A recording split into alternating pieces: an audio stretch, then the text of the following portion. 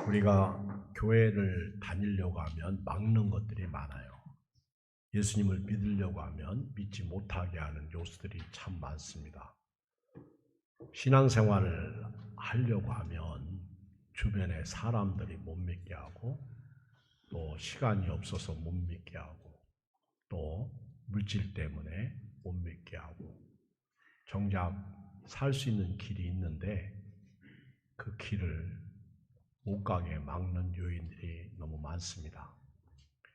그런데 그런 것 말고 요즘 포스트 모더니즘 시대에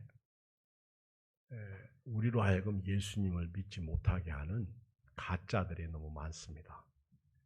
이들 때문에 슬프게도 예수님을 못 믿고 지옥 갑니다.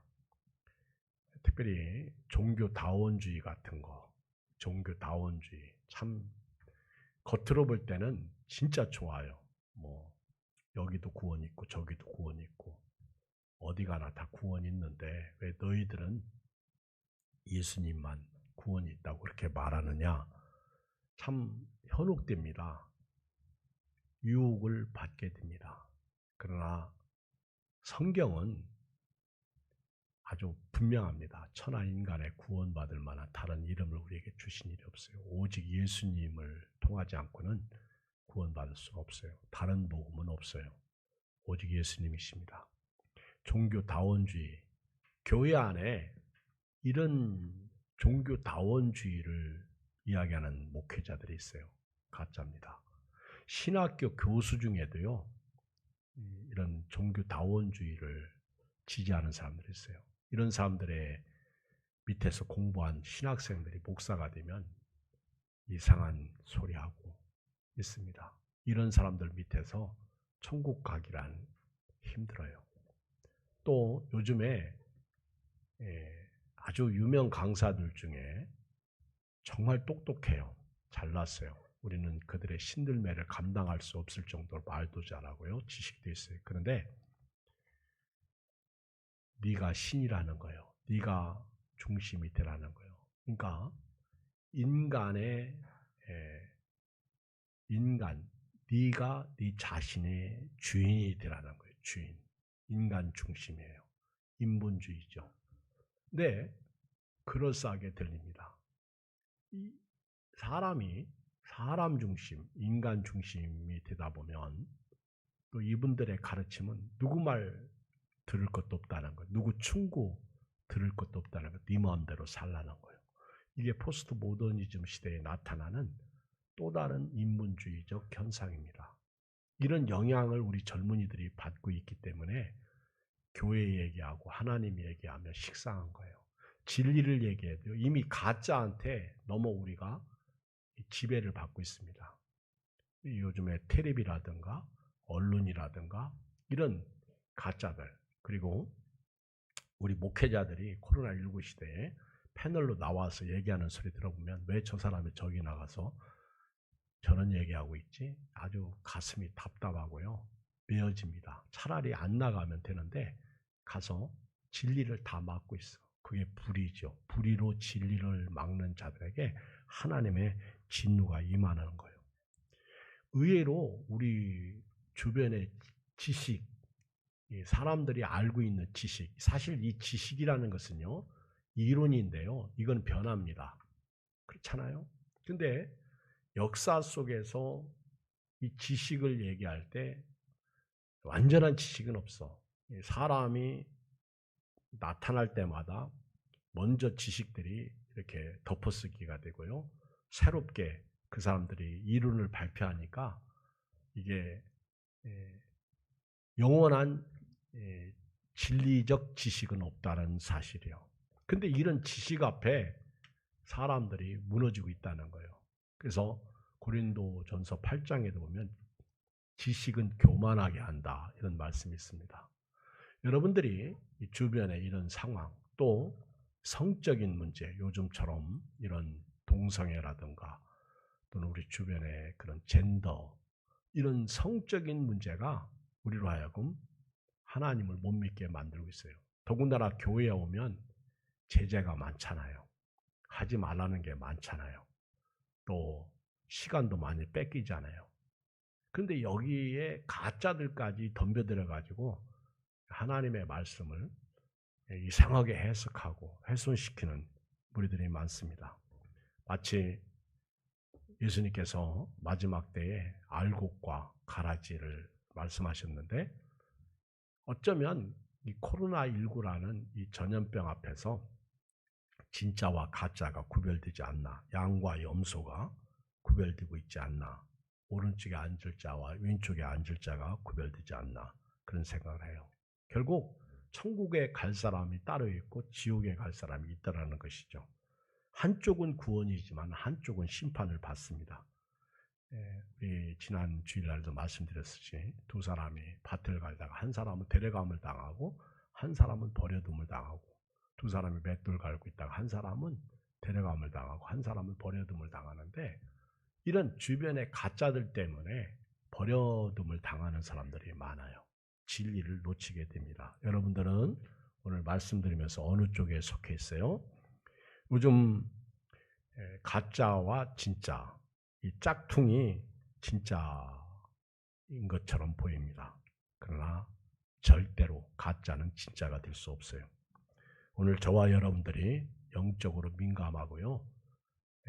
어떤 목회자나 또 유명한 사람들이 나와서 말한다고 맹목적으로 믿으면 안 됩니다. 성경 위에 따라가는 것이 잘못된 거예요. 예수님도 마태복음 7장 16절에 이렇게 말씀하셨어요. 그들의 열매로 그들을 알지니 가시나무에서 포도를 또는 엉겅퀴에서 무화과를 따겠느냐. 이와 같이 좋은 나무마다 아름다운 열매를 맺고 못된 나무가 나쁜 열매를 맺나니 좋은 나무가 나쁜 열매를 맺을 수 없고 못된 나무가 아름다운 열매를 맺을 수 없느니라. 아름다운 열매를 맺지 아니하는 나무마다 찍혀 불에 던져지느니라. 이러므로 그들의 열매로 그들을 알리라. 여러분들은 어떤 열매를 맺고 있어요? 지금까지 예수 믿으면서 열매가 있습니까? 잎만 무성한 무화과 나무를 아십니까? 지금은 가짜가요, 진짜 같은 시대입니다. 가짜의 화려함에 진짜가 넘어갑니다. 우리 같은 사람은 가짜와 진짜를 내놓고요, 어떤 게 가짜고 어떤 게 진짜냐고 물으면 잘 구별 못할 것 같아. 여러분, 이런 시대에 진리는 고독해요. 진리는 외길입니다.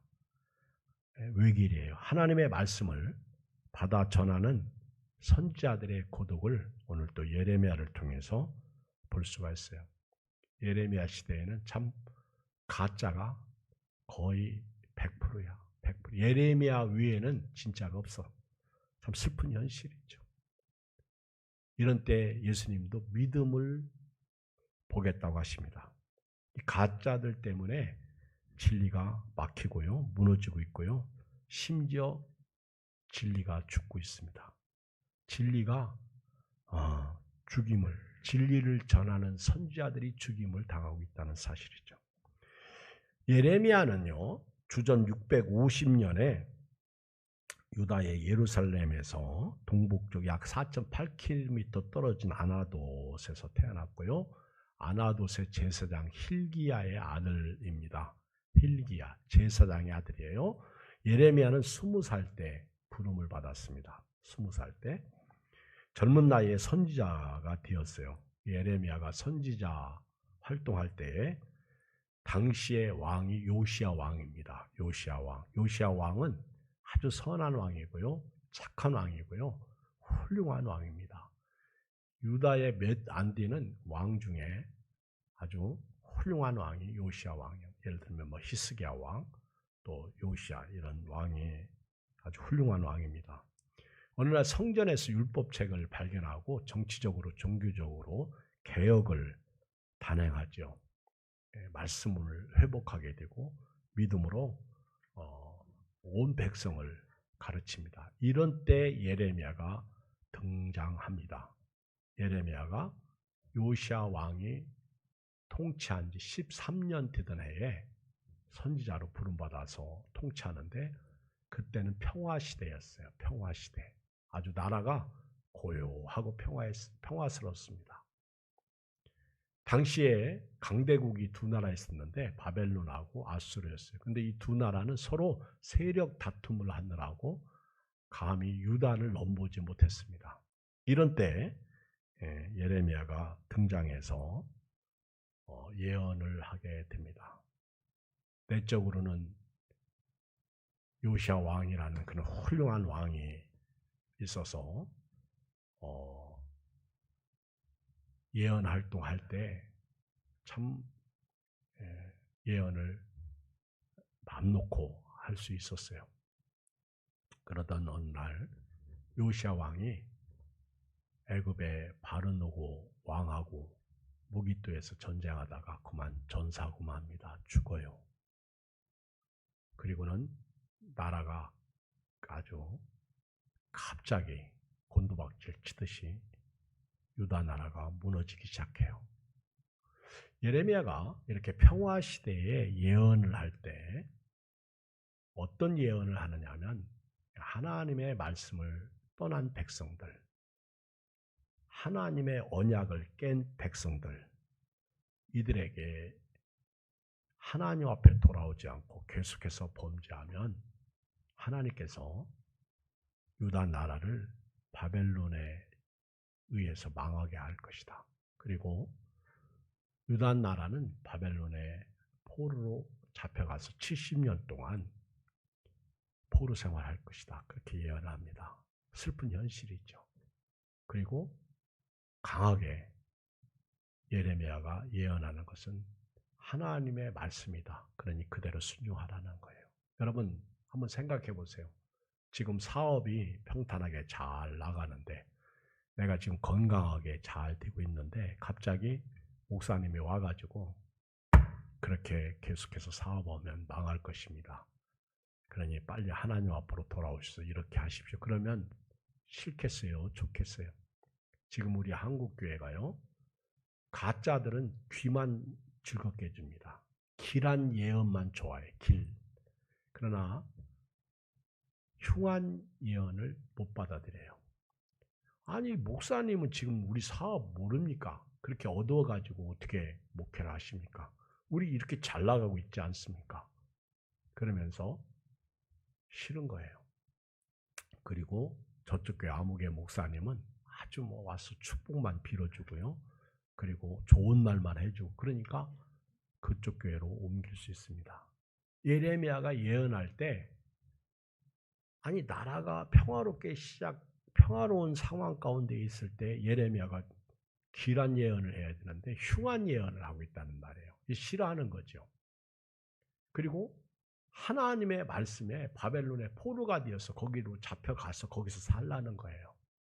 그리고 거기서 살다가 하나님이 돌아오게 하실 때 돌아오라는 거예요. 누가 좋아하겠어요? 싫어하지. 그러면서 이제 요시야 왕이 죽고 요시야의 아들들 여호아스 그리고 여호야긴, 시드기야 왕이 통치할 때 유다 나라는요 아주 얼마나 악한지 하나님의 언약을 깨고 율법을 버리고 우상을 아주 극렬하게 섬기고 하나님의 성전에서 죄를 범하고 악을 행하니까 하나님이 예레미야를 통해서 얼마나 슬픈지 말입니다. 참 예레미야가 그래요. 생수의 근원 되신 하나님을 너희들이 버리는구나. 그리고 터진 웅덩이 아무리 물을 부어도요 소용없어. 터진 웅덩이를 판 것뿐이에요. 하나님을 경외하지도 않고 얼마나 악한지 하나님을 버리고 하나님을 경외하지 않음으로 말미암아 너희들이 잡혀가게 될 것이다. 예레미야 5장에 보면 의인 한 명이 없어가지고요 예레미야가 예루살렘 성이 망할 것이라고 말합니다. 의인 한 명이 없어. 예루살렘 거리를 왕래하면서 불을 켜가지고 횃불 들고 의인 한 명만 찾으면 내가 이 성을 멸하지 않겠다고 할 정도로 의인 한 명이 없어요. 그렇게 예언을 해도 믿지도 않고 그런 예언하는 예레미야가 싫은 거예요. 그 예레미야를 아주 핍박하죠. 예레미야는 그럼에도 불구하고 하나님의 입에서 나오는 말씀을 가지고 하나님의 말씀을 선포하는 것을 볼 수가 있습니다. 예레미야의 고독이죠. 예레미야의 슬픔이죠.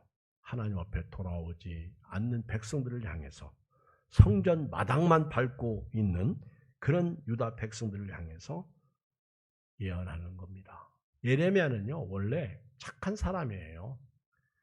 천성적으로 부드럽고 점잖하고요, 동정심이 많은 사람입니다.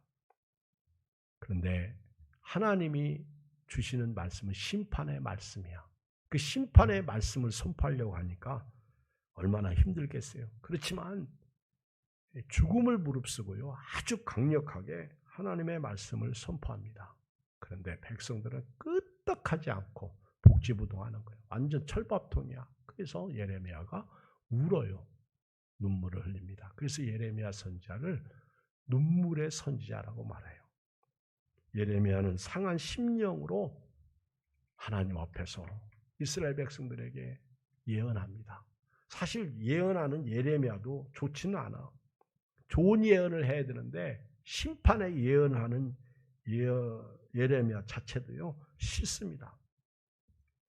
그러나 하나님이 주신 말씀이기 때문에 진리를 선포하죠. 그런데 슬픈 것은 가짜들 때문에 예레미야의 진리를 받아들이지 않습니다. 하나님의 말씀을 받아들이지 않아요. 결국 유다 왕국은요, 무너지게 되는데 여호야김이 통치하던 시대에 포로로 잡혀가요. 그때 바벨론 왕이 여호야김 시대에 조공을 바쳐라. 그런데 안 바칩니다. 그때 예레미야는 바치라는 거예요. 포로로 잡혀가라는 거예요. 근데 안 바치고 버티다가 결국 포로로 잡혀갑니다.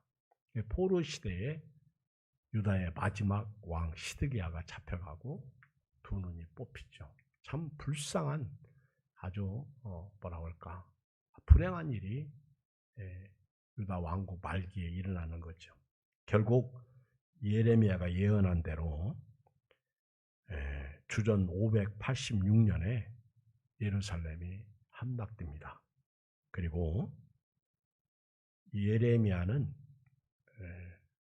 바벨론에 대항하는, 바벨론을 저항하는 무리들과 함께 애굽으로 내려가서 거기서 예언 활동하다가 죽어요. 하나님께서 예레미야에게 바벨론의 포로로 끌려가지 않고 애굽으로 가도록 하신 겁니다. 성경을 읽어보면 그렇게 예레미야는 주전 627년에서 586년 요시야 왕 때부터 여호아스, 여호야김, 여호야킨, 시드기야 때 이 다섯 왕 때에 예언을 했고, 그렇게 예언대로 하나님의 말씀은 이루어졌습니다. 문제는 예레미야의 이런 예언이 진리인데 주변의 환경은 가짜들이 너무 많아가지고 진리를 받아들이지 않더라는 거예요. 이게 오늘 대표적으로 20장 1절 임멜의 아들 제스장 밧스울은 여호와의 성전의 총감독이라. 그가 예레미야의 이 일 예언함을 들은지라. 밧스울이 누구냐?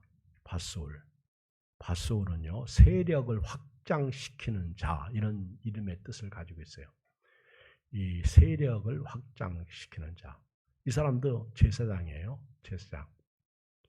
당시에 제사장, 선지자, 임멜의 아들 제사장 밧스울입니다.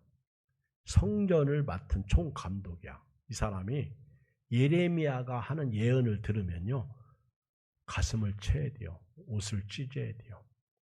그런데 이런 예언을 듣고요, 가슴 찢고 금식하고 기도해야 될 밧스울이 그렇게 하지 않았어. 2절에 보면 밧스울이 예레미야를 때립니다. 예레미야를 때리는데 바울이 40에 하나 감한 배를 5번 맞았죠. 그때 여기 밧술이 예레미야를 때린 게 40대를 때렸다는 40대. 엄청 맞은 거예요. 그리고 여기 보면 나무 고랑으로 그를 채웁니다. 나무 고랑. 이게 착고예요. 옛날 성경에는 착고라고 나와. 착고. 나무 고랑으로 채우는데 성전 관리자로서 이러면 안 되죠. 하나님의 말씀을 받아들여야죠. 교회에 나온 여러분들은요, 하나님의 말씀을 받아들여야죠. 하나님의 말씀을 아멘해야죠. 애들이 우유를 먹으면요, 삼켜야죠. 제가 옛날에 우리 예찬이가 갓난아기 때 이제 집사람하고 예찬이를 이제 이렇게 안고 위아리를 갑니다. 할아버지, 외할아버지, 할머니 댁에 가요. 그런데 제가 이제 예찬이를 안고 우유를 먹이는데 버스 안입니다. 다리를 흔들흔들하면서 먹였더니 우리 사모가 내 다리를 탁 치는 거예요. 애 우유 먹이면서 다리 흔들면 애가 우유가 제대로 들어가겠느냐. 아닌 게 아니라 금방 다 토해버리더라고. 내가 깨달았어. 그쵸? 먹였을 때 잘 먹이면요, 잘 먹으세요. 아멘. 그리고 잘 먹어야 건강한 거지 토해내는 거예요. 밧술이 그래서 밧술. 참 슬프죠. 착고에 채웠다는 것은 몸을 구부리게 해서 손과 목을 구멍에 뚫린 판자로 채우던 형구를 얘기하는 거예요. 형구. 예레미야가 이 밧술에게 이렇게 예언해요. 3절 다음 날 밧술이 예레미야를 목에 씌운 나무 고랑에서 풀어주매 예레미야가 그에게 이르되 여호와께서 네 이름을 밧수훌이라 세력을 확장시키는 사람 밧수훌이라 아니하시고 읽어요. 시작. 마골 빗사빕이라 하시느니라. 마골 빗사빕. 예, 밑에 보면 사방으로 두려움이 되게 할 것이다. 원래 이름은 밧수훌인데 하나님의 말씀을 받아들이지 않는 가짜가 되어버린 거예요. 짝퉁입니다. 짝퉁. 성전에 있지만은 가짜예요. 오늘날 교회 안에 목회자로 있지만 가짜예요. 교회 안에 성도로 있지만 가짜예요.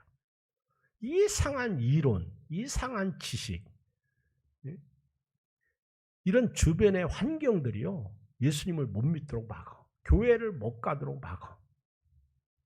그러니까 이 밧술이 예레미야를 그렇게 40대를 때리고 폭력을 행사하고 그리고 착고에 가두고요, 채워두고요. 그러니 하나님이 예레미야를 통해서 야, 제 밧술이라고 하지 말고 마골 빗사빕이라 하라. 마골 빗사빕. 사방으로 두려움이 되게 하라. 4절에 보면 여호와께서 이와 같이 말씀하시되 보라 내가 너와 네 모든 친구에게 두려움이 되게 하리니 그들의 원수들의 칼에 엎드릴 것이요 네 눈은 그것을 볼 것이며 내가 온 유다를 바벨론 왕의 손에 넘기리니 그가 그들을 사로잡아 바벨론으로 옮겨 칼로 죽이리라. 다시 말하면 이런 밧술이 원흉이 되는 거예요. 원흉. 이 밧술 때문에 주변에 밧술과 같이 있던 사람 다 망하는 거예요. 다 죽는 거예요. 나 때문에 살아나는 역사가 있어야지 죽는 역사가 있으면 안 됩니다.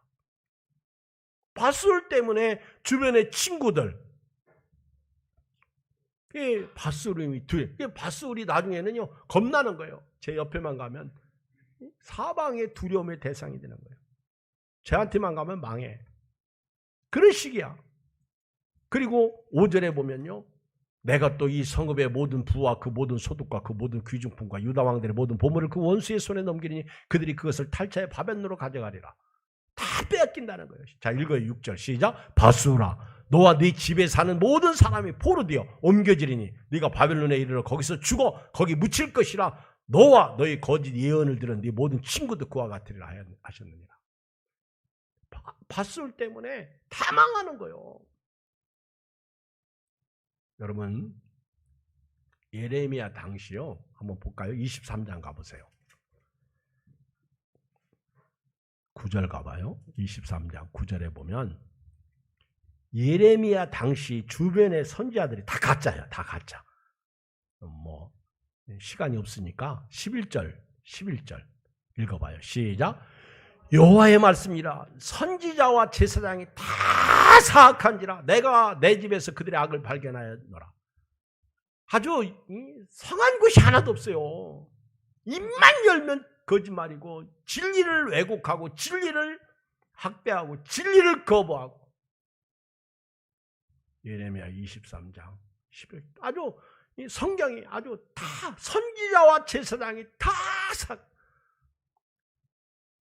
지금요 사단이 밀가부르듯 까부르고 있습니다. 코로나19라는 이 전염병을 통해서 세상 여러분 올해 뭐 우리 옛말에 예술은 길고 인생은 짧다고 그랬어요. 진짜 인생 짧아요. 어느 날 보니까 60이 넘어 있고 어느 날 보니까 70이 넘었고 어느 날 보니까 천국 가고 그러더라고. 지금요 시간이 없어요. 여러분 시간이 없어요. 마치 코로나 1년은요 우리 이가 몇 개 빠져서 웃으면 보기 흉한 거와 같은 거예요. 거기다가 지금 세상의 언론이나 세상에 보면 지금 이 코로나가 아주 다 걸러내더구만. 조용하다 싶더니 영생교 또 팍 들춰내더구만. 진짜 쑤시지 않는 곳이 없더라고 보니까. 벌집 쑤시듯이 다 쑤시고 다니더구만요. 코로나는요 대통령도 장관도요 그 누구도 예의 없어. 목회자라고 코로나가 건너뛰는 게 아니야. 어제는 20살 20대가 하나 죽었더구만. 처음이더라고. 기저질환 병원에 입원한 환자들하고 보니까. 이 코로나라는 것이요 인생을 슬프게 하죠. 두렵게 하죠. 그러나 코로나 아니더라도 우리는 죽습니다. 코로나 아니더라도 인생은요 길은 게 아니야. 불교에서 생로병사 얘기하잖아요. 거기서 끝이야. 그 다음이 없더라고. 그런데 예수님은 한 번 죽는 것은 사람에게 정하신 것이 그 후에는 심판이 있고 그 다음이 있잖아요. 그렇죠? 그 예수 믿는 것은 받은 증거 많다고 고백하는 거예요. 근데 가짜들에게 속아가지고요. 보세요. 16절 23장 16절 가봐요. 16절 만군의 여호와께서 이와 같이 말씀하시되 너희에게 예언하는 선지자들의 말을 듣지 말라. 그들은 너희에게 헛된 것을 가르치나니 그들이 말한 묵시는 자기의 마음으로 말미암은 것이요 여호와의 입에서 나온 것이 아니니라. 지금 오늘 우리 한국교회를 보면은요 하나님의 입에서 나오지 아니하는 설교자들이 너무 많고 유명한 사람들이라고 하는 사람들 중에서 보면은요 이상하리만큼 이상한 소리 하고 있더라고요. 우리 오늘 정신 차려야 됩니다. 여러분 저도요 코로나 시대에 목회하려고 해보니까 진짜 힘들어. 제가 하나님 앞에 엎드려서 기도할 때 이런 기도를 다 안 해. 하나님 왜 하필이면 이런 어려운 시대에 목회하게 하십니까? 할 정도로 원망하진 않아요. 저는 우리 사모가 소천에서도 원망하진 않아요. 답답하고 괴롭고 원망이 여기까지 나오지만은요 이스라엘 백성들이 원망하다 망해가지고 원망은 차마 제가 성경을 아는 사람으로서 못하겠더라고. 근데 답답하면 나오더라고 보니까. 사람이니까. 이런 때 목회한다는 거, 하나님의 말씀을 전한다는 거. 하나 예를 들면 전화를 하고 교회를 나오세요. 이런 소리를 못해. 나와주면 고마워. 근데 나오라고 해도요. 코로나를 신경 안 쓰는 분들한테 나오라고 하는 거지. 그렇죠? 근데 나오라고 하면 못 나오는데 목사님이 나오라고 하니까 부담스러울까 봐. 참 힘들어. 예레미야도 얼마나 힘들은지 아세요? 제가 7절부터 한번 볼게요. 20장 7절. 예레미야가요. 차라리 나 태어나지 않았으면 좋았겠다고 그렇게 얘기해요. 왜? 너무 이 진리를 선포하고 주변이 다 가짜들이에요. 아주 사악하고요. 가짜들만 득실거리니까 이 세상이 가짜 아닙니까? 엄밀히 말하면 세상으로 끝나잖아요. 생로병사로 끝나잖아요. 7절에 보면 여호와여 주께서 나를 권유하심으로 내가 그 권유를 받아 싸우며 주께서 나보다 강하사 이기셨으므로 내가 조롱거리가 되니 사람마다 종일토록 나를 조롱하나이다. 내가 말할 때마다 위치며 파멸과 멸망을 선포함으로 여호와의 말씀으로 말미암아 내가 종일토록 치욕과 모욕거리가 됨이니이다. 내가 다시는 여호와를 선포하지 아니하며 그의 이름을 말하지 아니하리라 하면 내 마음이 불붙는 것 같아서 골수에 사무치니 답답하여 견딜 수 없나이다. 참 제가 목회자로서 예레미야 이 마음을 참 알겠어요. 하고 싶지 않고 안 하고 싶어도요, 이 하나님이 주신 말씀 때문에 내 마음이 불붙는 것 같아서 골수에 사무쳐서 답답해 견딜 수 없다는 거예요. 제가 아까 그랬어요. 예레미야는 참 착한 사람이다. 동정심도 많고요. 참 뭐랄까 남자치고는 좀 수줍음도 타고. 그런데 하나님의 말씀을 받았기 때문에 젊은 나이에 이 예언을 한다는 게 이게 얼마나 힘들겠어요. 새파란 청년이. 그렇죠. 그러니까 바술 같은 제사장 다른 선지자들이 볼 때 예레미야를 잡아다가 물 없는 구덩이에 가두고 또 죽이려고 그러고.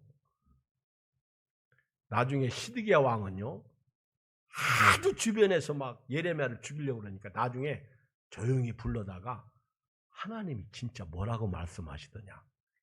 참 그래도 시드기야가 양심이 있었어요. 제가 보니까 예레미야를 불러다가 야 일로 와봐, 귀 좀 대봐. 하나님이 뭐라고 말씀하시대?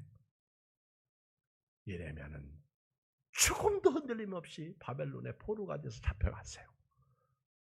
70년 만에 돌아올 것입니다. 시드기야 왕이 예레미야 안 죽이더라고.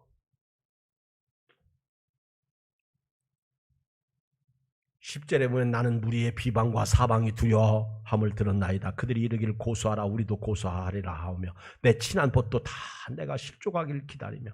여러분 심지어는요, 예레미야의 고향 사람들도 예레미야를 여기 있지 말고 가라. 너 때문에 우리 힘들다. 진짜 눈물 나. 그래서 예레미야가 눈물의 선자야. 고향에서도 버림당해요. 그렇게 외롭고 슬프고.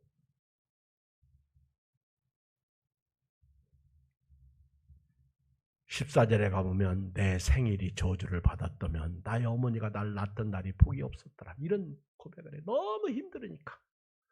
난 욥만 이 고백을 했던 줄 알았는데 이 욥이 자기 생일을 저주하잖아요. 근데 이 예레미야도 그랬대. 제가 목사인데요, 설교 준비하다 깨달았어요. 야, 그렇게 성경 읽어도 눈에 안 들어오더니 설교 준비할 때 눈에 들어오네. 그렇죠? 예수님이 마지막 때 뭐라고 그랬어요? 마태복음 24장 4절에 예수께서 대답하여 이르시되 너희가 사람의 미혹을 받지 않도록 주의하라. 많은 사람이 내 이름으로 와서 이르되 나는 그리스도라 하여 많은 사람들을 미혹하리라. 그때 많은 사람이 실족하게 되어 서로 잡아주고 서로 미워하겠으며 거짓 선지자가 많이 일어나 많은 사람을 미혹하겠으며 불법이 성함으로 많은 사람의 사랑이 식어지리라. 그러나 끝까지 견디는 자는 구원 얻으리라.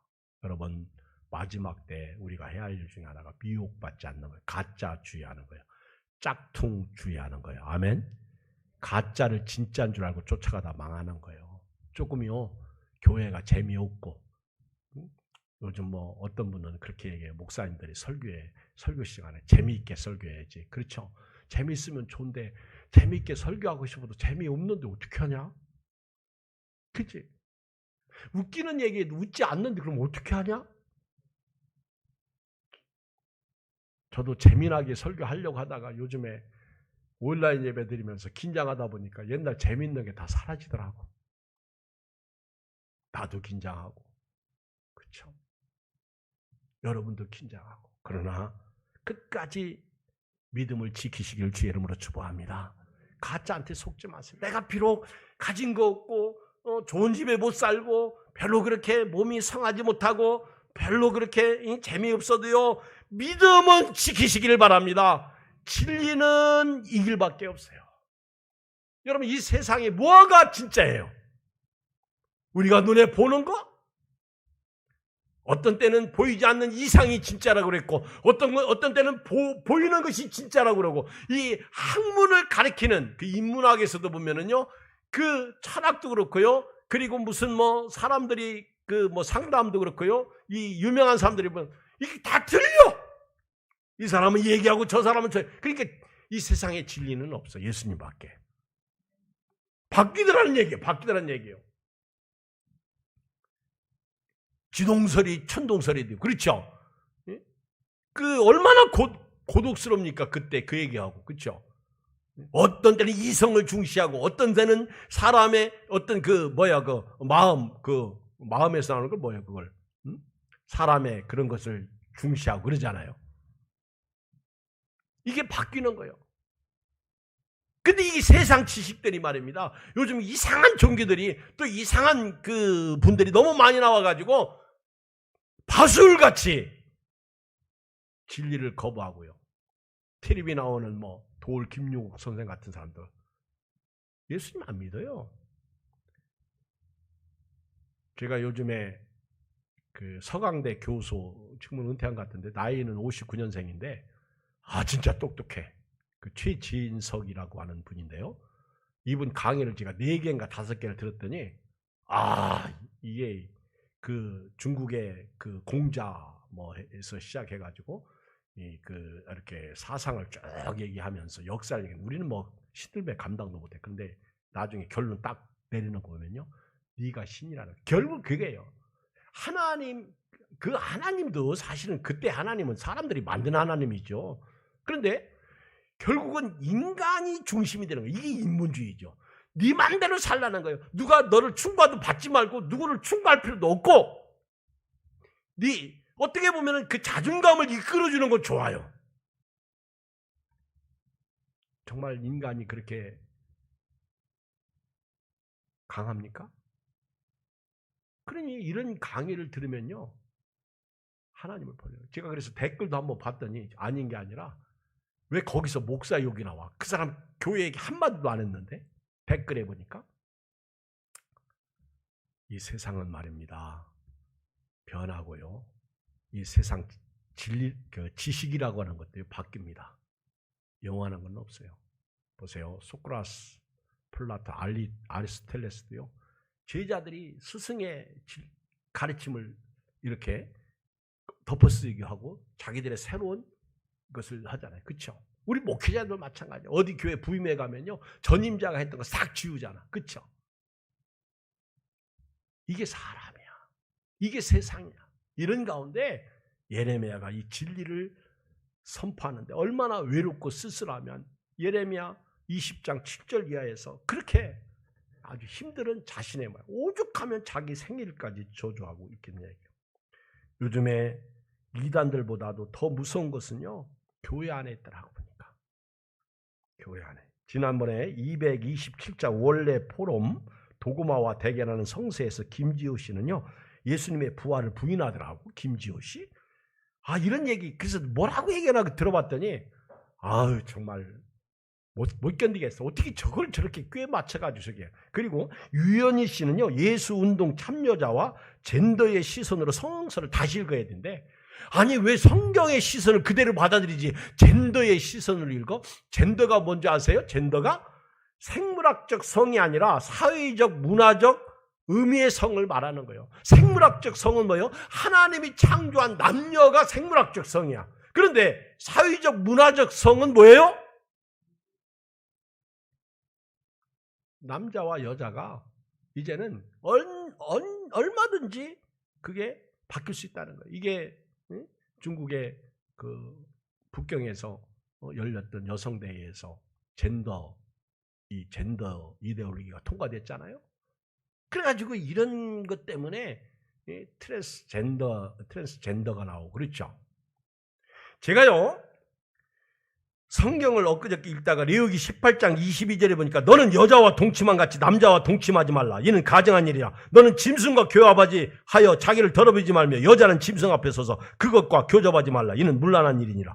너희는 이 모든 일로 스스로 더럽히지 말라. 내가 너희 앞에서 쫓아내는 족속들이 다 이 모든 일로 말미암아 더러졌고 그 땅도 더러졌으므로 내가 그 악으로 말미암아 벌하고 그 땅도 스스로 그 주민을 토하여 내느니라. 레위기 10장 20장 13절 누구든지 여인과 동침하듯 남자와 동침하면 둘 다 가증한 일을 행함인즉 반드시 죽일지니 자기의 피가 자기에게로 돌아가리라. 남자가 짐승과 교합하면 반드시 죽이고 너희는 그 짐승도 죽일 것이며 여자가 짐승에게 가까이하여 교합하면 너는 여자와 짐승을 죽이되 그들을 반드시 죽일지니 그들의 피가 자기들에게 돌아가리라. 아유, 목사님 그 구약 얘기 아닙니까? 그럴까요? 그러면 하나님의 마음은 읽을 수 있잖아. 아멘. 구약 없는 신약이 있고 신약 없는 구약이 어디 있겠어요? 하나님의 마음은 알잖아. 아버지의 뜻은 깨달을 수 있잖아. 아멘. 소돔과 고모라 성이 왜 망했어요? 이런 것을 그 젠더적 시선으로 성경을 다시 보자는 거예요. 말이 됩니까? 가짜한테 속으면요 맘대로 사는 거예요. 내 맘대로 하는데, 야 이렇게 해라 이렇게 해라. 내 맘대로 하게 놔둬요. 내 맘대로 사는 게 그게 성공입니까? 망하는 거지? 왜 우리가 타인의 간섭을 받아야 됩니까? 꼭 그 얘기 들으면서 마치 뭐 기독교의 간섭을 받아야 되냐? 여러분 우리는요 죄인이에요. 그랬더니 또 우리가 왜 죄에 갇혀 살아야 되느냐? 뭐 이런 식으로 그렇죠? 뭐 할 짓 다 하면서 네 중심으로, 네 주의로, 네 프라이드로, 네 기준으로 살라는 거예요. 이게 포스트 모더니즘에 나타나는 사회 현상입니다. 이런 때 우리가 아무리 어렵고 힘들어도요 천국 가는 그날까지 믿음을 지키시면서 살아야 될 줄 믿습니다. 금방입니다. 금방이에요. 금방입니다. 오늘 주의 은혜가 가짜를 주의하시고 살기를 원하는 여러분들의 길 주의 이름으로 축복합니다. 우리 찬송가 360장 부르시면서 헌금 드리겠어요.